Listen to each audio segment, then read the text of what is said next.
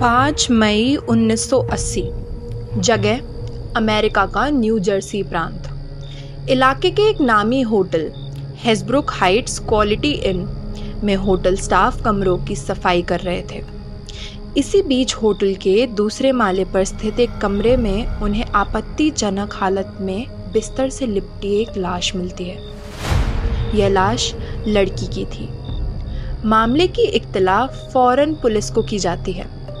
मालूमात के मुताबिक पुलिस मौके पर पहुंच लाश बरामद करती है। लाश की हालत बेहद खराब थी। उसके स्तन को धारदार हथियार से काटा गया था।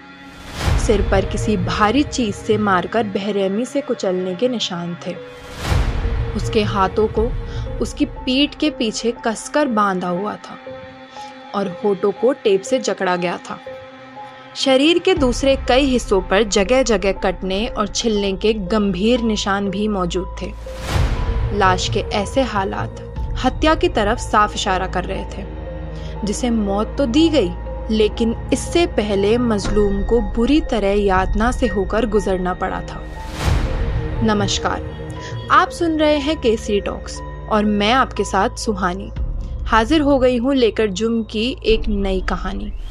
आज बात होगी एक ऐसे अमेरिकी सीरियल किलर और बलात्कारी की जिसने 1967 और 1980 के बीच न्यूयॉर्क और न्यू जर्सी में कम से कम 12 महिलाओं और लड़कियों को अपनी घिनौनी वारदातों का शिकार बनाया। उसने ना सिर्फ उन्हें मौत दी, बल्कि मौत से पहले इस हद तक इस तौर तरीके से प्रताड़ित किया जिससे उसका शिकार जीते जी ही अपने जिस्म को छोड़ दे।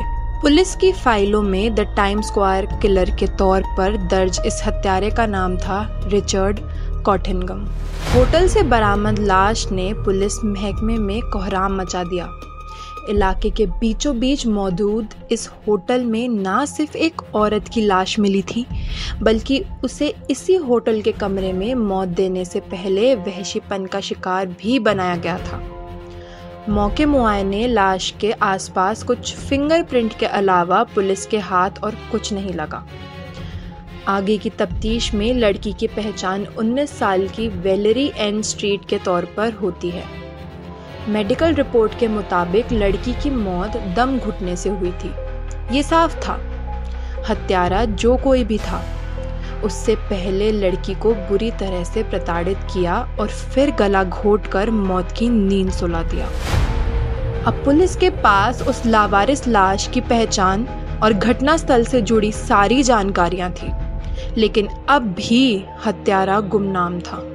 इसी बीच वारदात के करीब 18 दिन बीत जाते हैं और एक रोज 22 मई 1980 को उस होटल में दोबारा एक अनजान सा शख्स दस्तक देता है। इस बार उसके साथ एक कम उम्र खूबसूरत लड़की भी मौजूद थी। वो शख्स होटल स्टाफ से उसी कमरे की सिफारिश करता है जिसमें वेलेरी एन स्ट्रीट की लाश बरामद हुई थी। थोड़ी बहुत ना नुकुर के बाद उसे वो कमरा सौंप दिया जाता है। वो शख्स और उसके साथ वो कम उम्र लड़की कमरे में दाखिल होते हैं। करीब आधी रात दोनों साथ होते हैं। तभी अचानक कमरे से जोरदार चीखने की आवाज आती है। वेलेरी एन स्ट्रीट की मौत से वाकिफ होटल स्टाफ फौरन पुलिस मामले की जानकारी देते हैं। कुछ ही देर में पुलिस मौके पर पहुंचती है और उस शख्स को रंगे हाथ दबोच लेती है। साथ ही उसके साथ एक मौजूद कम उम्र लड़की की पहचान 18 साल की लेस्ली एन ओडोल के तौर पर करती है, जिसे शख्स $100 के बदले शारीरिक संबंध बनाने होटल में लाया था। लेकिन यह तो इस खौफनाक कहानी का महज पहली कड़ी थी। आगे के खुलासे रूह कांपने वाले थे।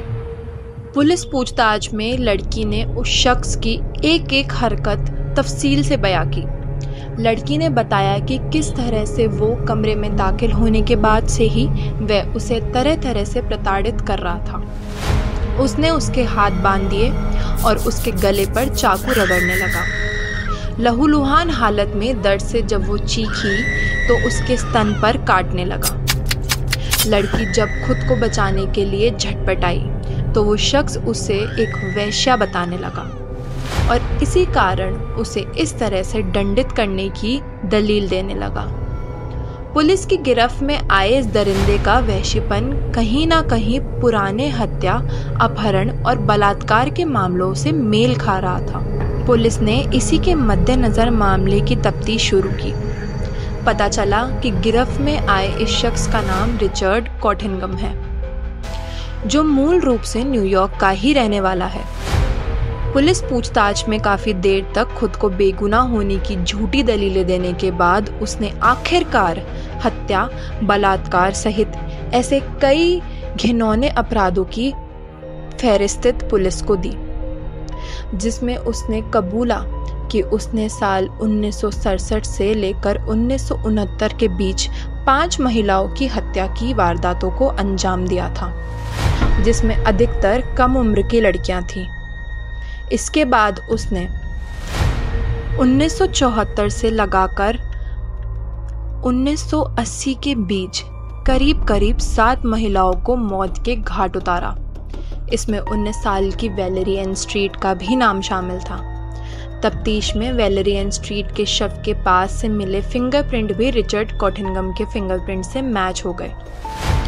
पुलिस नज़रिए से यह खुलासा बहुत बड़ा था, क्योंकि जिन मामलों की अब तक तफ्तीश शुरू भी नहीं हो पाई थी, उसे एक गिरफ्तारी ने पूरी तरह से सुलझा दिया था। अब बारी थी कानून को अपना काम करने की। लेकिन इससे पहले पुलिस ने इस दरिंदे की निजी जिंदगी से जुड़े कई तथ्यों पर काम किया। पता चला कि यूं तो आमतौर पर इसका व्यवहार ठीक था, लेकिन 1970 में इसकी शादी के बाद इसके अंदर कुछ बदलाव नजर आने लगे। इसकी पत्नी की शिकायत थी कि कॉटिनगम मानसिक रूप से क्रूर शख्सियत है। वो रात भर बिना बताए बाहर रहा करता था और सुबह ही घर लौटा करता था।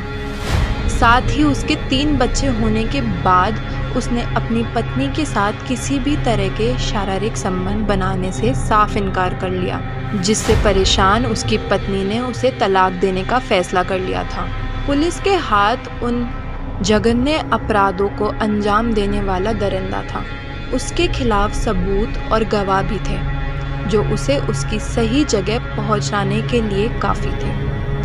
अदालत ने अपनी कार्रवाई शुरू की और रिचर्ड कॉटिनगम को हत्या, बलात्कार, अपहरण, गंभीर हमले जैसे कई मामलों में दोषी करार देते हुए आजीवन कारावास की सज़ा सुनाई। आज रिचर्ड कॉटिनगम न्यू जर्सी के साउथवुड स्टेट जेल में सलाखों के पीछे है और 4 दीवारी में कैद अपने कृत्यों की सज़ा काट रहा है। आज के लिए इतना ही। फिर मिलते हैं एक नई कहानी के साथ। तब तक के लिए सुनते रहिए केसरी टॉक्स, सिर्फ और सिर्फ पंजाब केसरी राजस्थान पर।